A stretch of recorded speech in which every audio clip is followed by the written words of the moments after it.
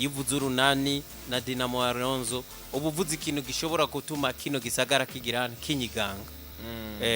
Duheruka iyi migwi muri playoff twabonye ibisazi byari bibereye hariya kuri departement. Ono munsi Alonso imigwi itanguye kuyubakwa ntiranaheza neza kuko champion bucitangura, ariko twarabonye abakinyi Urunani Bagiye representa, twarabonye abo Dynamo itanguye gupresenta muga muri Dynamo nabo ubona yuko bagaruye bamwe bakinyi babo, twaravuze nka Diume Mahamadou Diume hamwe na Etienne Tamatung, bano ba Cameroon babiri baraye bashitse mu mugwi wa Dynamo nabonye. Ni match dushobora kwitega ku iki? Bo ni match dushobora kwitega kubona isura nshasha y'ino migwi zoba yinjiranye navuga muri Vitaro Basketball Club ako Basketball League y'uno mwaka, kuko ni ino samedi ivamwe gusa, iyindi samedi rovende ihiganwa rizoba ritanguye. Bivyumvikana rero yuko ivyo utari kuritegura muri kino gihe hasigaye indwi imwe bizogora canke bigoye cyane gose kuzo kwitegura mu misi ingahe, mu misi ngira kuri kuko kugeza ku munsi wa mbere nako Yves igenekerezo ya 17 ni kuvuga yuko idirisha nto y'igigura nigurisha ndetse no kwa registra abakenye muri Vitaro muri Febabu bizoba birangiye byuguru itariki indwi. Ni kuvuga yuko muri no misi 3 isigaye biragoye cyane gose yuko ukora igitangaza. Ari nabyo turiko turabona muri kino gihe imigwi yose iri kwiragira ivyo bashoboye mu kurangiza amarekritima yabo. Rero samedi nka 80% y'amarekritima y'imigwi itandukanye azoba yarangiye. Tuzoza kuraba ino match tugirane tuzi neza canke tubona neza ati Vita nako Urunani tuhagaze gutya, Dynamo ihagaze gutya muri rusangi, hama iyindi migwi nayo zaremesha zizoba zihagaze gute. Tuzoca tubibona samedi windwiza. Rero muri rusangi nuko, ariko ikigaragara coco ni match novuga ibifise amateka atari make ashobora gukorerwa ko buri gihe cyose ihuye kugira ngo ino match ikomeze kugira uburyohe bwayo. Muri rusangi twebwe tumirira abantu bose kuzoza kuri departement kugira ngo ivyo bishasha tubirabire hamwe bwa mbere. Tubirabire hamwe bwa mbere biraryoshe cyane gose novuga iyo ubonye ikintu kimeze neza ku nshuro ya mbere utarinze kukibwibwa. Urunani baheje kumenyesha ko ubunye haize minota 8 gusa Alonso inkuru igiye habona baronse umukinyi mushasha yitwa Papa Malik, umukinyi yabaye forme muri academy yitwa La Cid yahariya muri Cote d'Ivoire, umunyako d'Ivoire mushasha. Turazi yuko abanyako d'Ivoire nino basket yacu kabisa biba bihuye cyane. Urunani ruriseriye cyane mu marokritema. Urabona bazanye umukinyi yahavuye yevoleye muri equipe yo muri Leta Zunze Ubumwe za Amerika. Urumva ko bari seriye kabisa. Uramahigwe nde paraporo yayo bagejeje kwiyubaka. Uhamahigwe nde bo biraza kungora gutanga amahigwe hano kubera urabona ko twasiziriya migwi novuga mu mwaka ureze ziriya playoffs. Uraza kubona yuko imigwi myinshi yahinduye, ndetse yuko Urunani baragerageje novuga kugarda abajere babo nko mu kubice bigira nko kuri 60% niko twobivuga. Cemi 60%, ariko kuri Dynamo nabo barabigerageje, ariko hari bamwe mu novuga mu bo batakaje.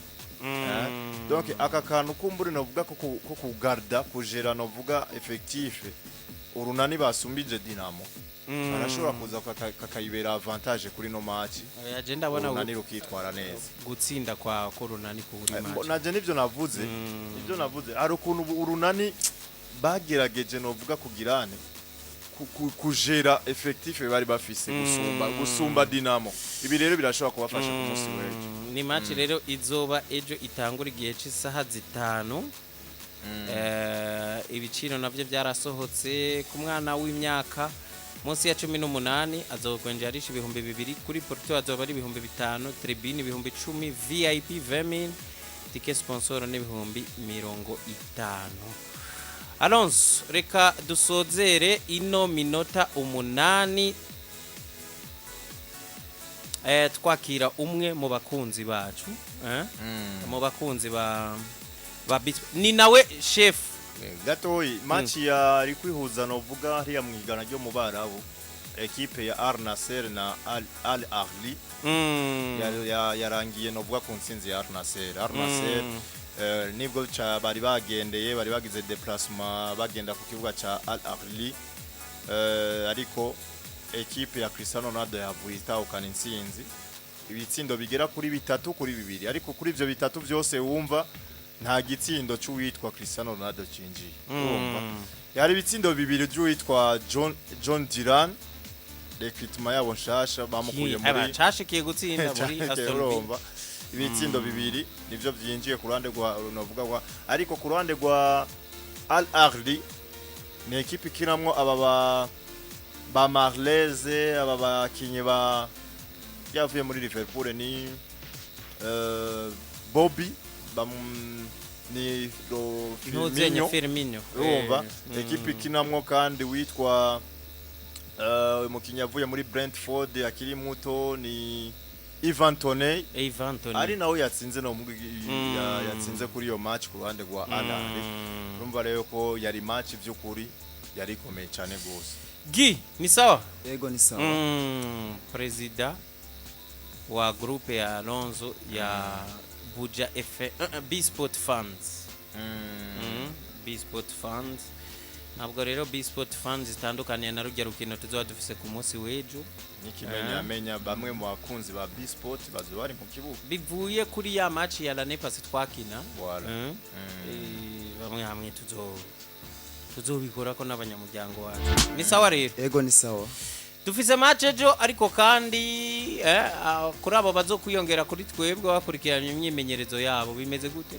bariteguye bikwiye kandi asha bari motive iyi equipe yacu ibona gute irakomeye cyane kandi izotsinda izotsinda cyane cyane hanyuma kuvyerekeye guhimiriza abantu ba situjya groupe yacu nyene urugero bazoza ko ubona bazoza vraiment kandi benshi cyane harabazoza bavuye ruguru n'indi tandukanye hano mu gisagara ca Bujumbura komine nka zose abakunzi b'ikiganiro canke abakunzi b'iradio niho bazoba bari yego Alonso Gire ni umwe mu bantu bakunda no inkino ku buryo amakuru atayiza amakuru yose aca muri iriya groupe kenshi ku bice 95 kwijana nigi aba ayatanze ni Guido Boni cyane umufana wa Real waruzi ko ari umufana wa Real Madrid ntabyo waruzi akunda Real Madrid kubi cyane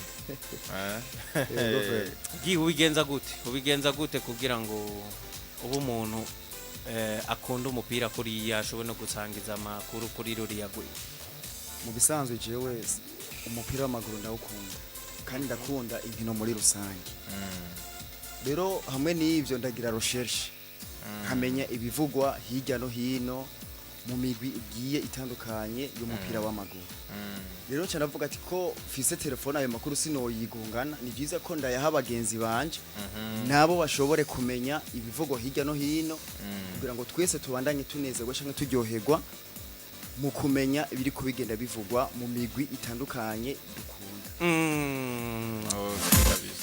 ku munsi w'ejo rero bitegekanijwe gute ku ruhande rw'aba kuco wotera akamo abakunzi nukuvuga ejo ngene bitunganije mu bisanzwe abakinyi uyu Alonso n'umuntu dushira no muri organisation yacu tutamufise n'ibyo fonctiona ku ruhande rwacu kubera twa tuba dufatiriwe hari ibyo tumubwira tuti wewe uhari nitwe tuzoba duhari murakoze cyane nukuvuga rero ejo akamonotera abariko baratwumviriza nukuvuga cyane cyane nk'abakinyi bazohashika isaha 4 n'igice n'abakunzi bacu kugira ngo baze badushigikire baduhe vibe batumotive nkuko abaci hano babivuze ariko turakeneye natwe twerekane nka B Sport Fans ko dufise umuryango wagutse kandi munini dushigikire iradio yacu kugira ngo ejo bize bigende neza cyane. Match izo bitanguye isaha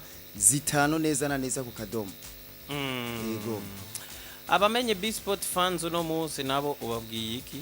Abamenye B-Sport fans uyu munsi cyangwa bazoyimenyeraho ejo nukuza bakifatanya nabi kuko dusanga ariko bagaca binjira direct neza cyane kuko hamwe n'ivyo muri B-Sport fans turasanzwe dukora n'ibikorwa by'urukundo turashigikirana. Yego nibazire dusangira ivyo bikorwa by'urukundo n'umunezero mu gusangira sport muri rusangi n'ivyo. Nuko wumvise ikiganiro rero twakoze nacyumvirije ni yaye nkuru twakoze umvise hari cyo woterera.